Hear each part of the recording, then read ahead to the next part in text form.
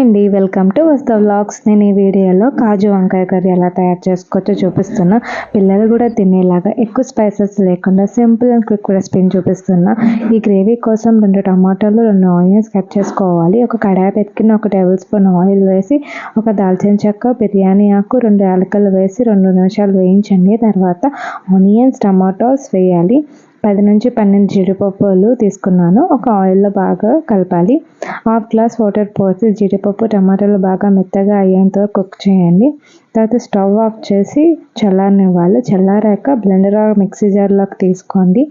దీంట్లోకి మనం దాల్చిన చెక్క, యాలకులు, లవంగాలు అవన్నీ తీసేసి బ్లెండ్ చేసుకున్నాను.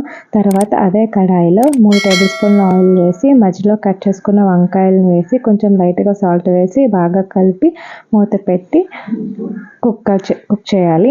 మధ్యలో కలుపుతూ బాగా మెత్తగా ఈ వీడియోలో చూపిస్తున్న విధంగా కుక్ చేయండి. తర్వాత ముందుగా బ్లెండ్ చేసి పెట్టుకున్న కాజు పేస్ట్ వేయాలి. తర్వాత సాల్ట్, కారం, ధనియాల పౌడర్, జీరా పౌడర్, గరం మసాలా ఇవన్నీ బాగా వేసి కలపండి. మీ కన్సిస్టెన్సీకి తగ్గట్టుగా వాటర్ యాడ్ చేసుకొని 2 నిమిషాలు సిమ్లో పెట్టి కుక్ చేసుకోవాలి. అంతే అండి, సింపుల్ అండ్ ఈజీ వంకాయ కర్రీ రెడీ. మీకు నచ్చితే ఒకసారి ట్రై చేయండి. ఎలా ఉందో నాకు కమెంట్స్లో చెప్పండి. Thanks for watching.